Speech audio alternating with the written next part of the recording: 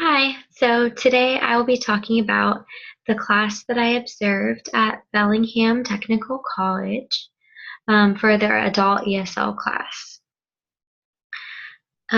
This class that I went to was 6 p.m. until 9 p.m.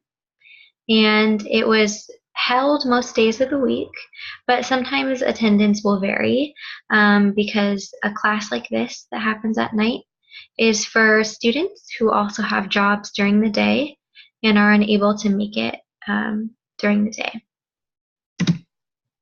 So throughout this presentation, I'll tell you a little bit about the mission of Bellingham Technical College, the levels and class options that they have with their program, the placement and exit strategies that they use, the student demographics of the class that I observed, and then a little bit about my observation and the assessment strategies that Susan, the teacher who taught at BTC, uses because they're pretty unique and interesting.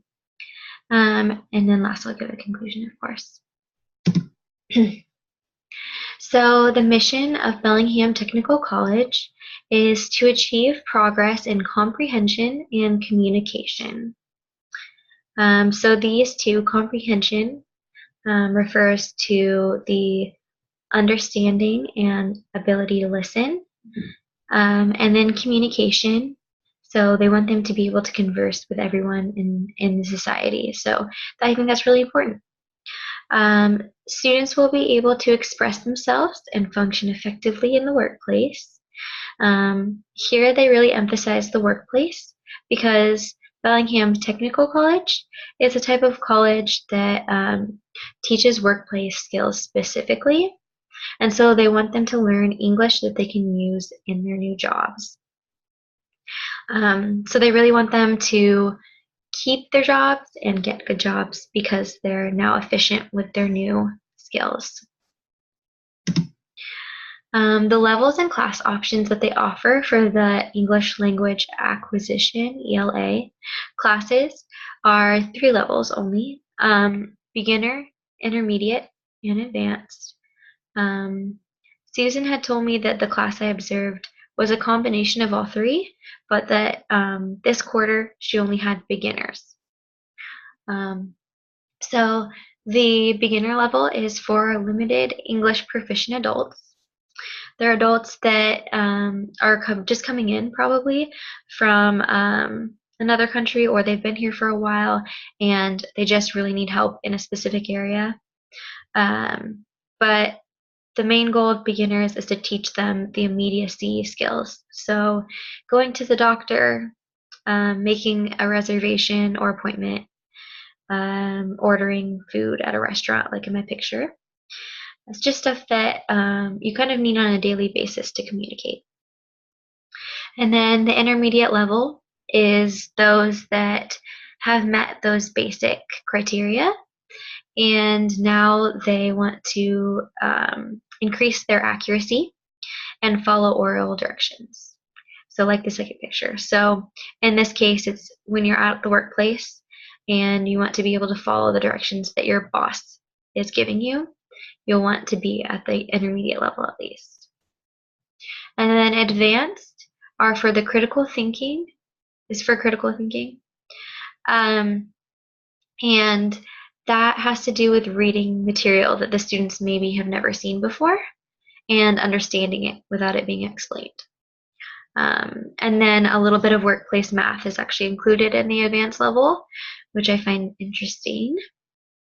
It's probably something very unique to Bellingham Tech with workplace specific ESL.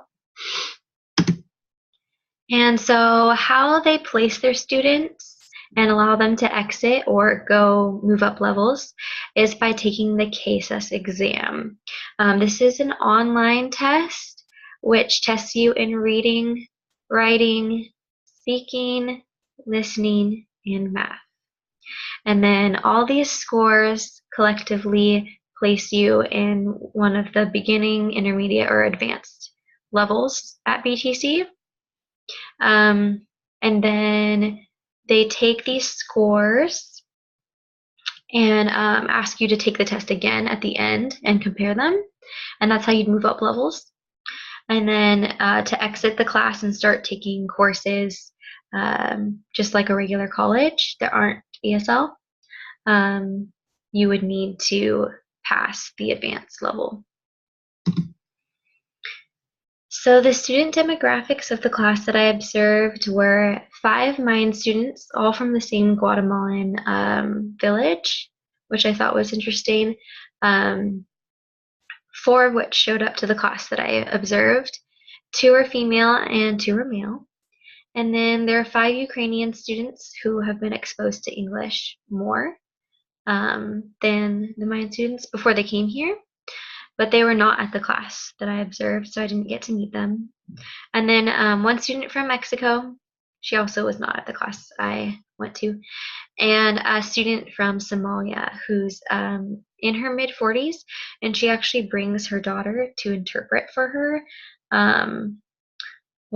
Interpret what the teacher is saying, because she just can't really listen at that level yet. And then the age range would be pretty wide with a class like this, because it's for all adults that are working. So it's mid-20s to early 50s. And then throughout the class, there are 3 first languages. So it kind of puts in perspective how hard that would be as a teacher to teach not only a multi-level class, but also a class where the students are all from the same place and they all have different first languages with different patterns and syntax and all of that.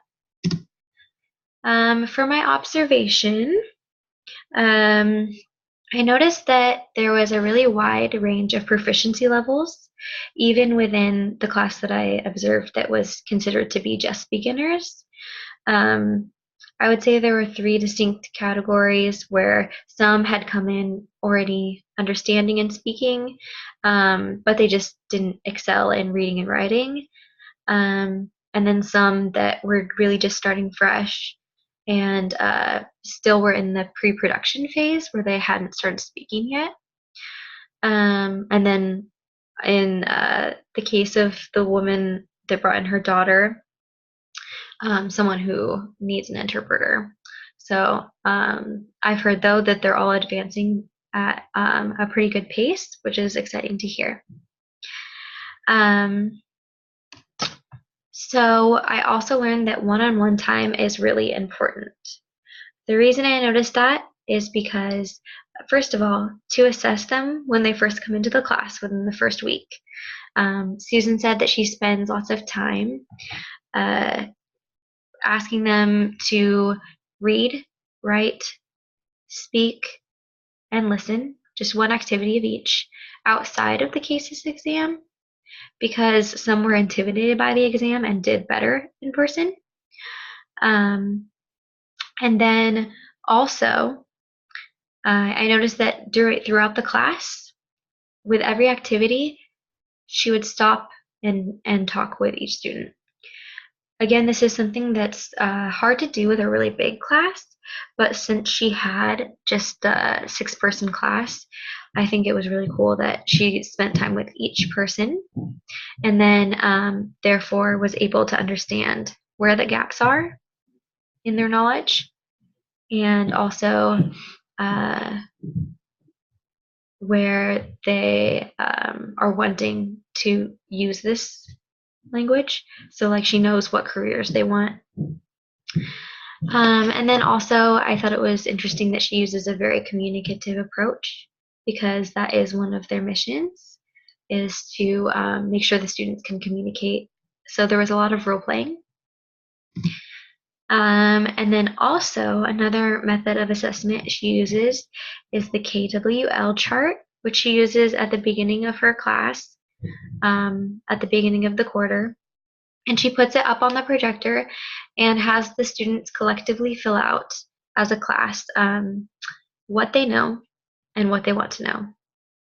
That way it becomes a learner-centered class, and she's really gearing each activity to what the students need in their real life and what they'll use. and also what they already know. And then at the end, she can revisit it and fill out the third column with the group and figure out what they've learned so they can measure their own progress. So again, we were just talking about late night classes for adult learners and refugees. This was a really good example of one. It's a multi-level classroom whenever you have something like this. Usually the ranges will be even wider. So it was interesting to see how you adapt that. And then also that in order for a multi-level classroom to work, it really needs to be learner-centered, and you need to be able to choose your own subjects so that the students' needs are being met.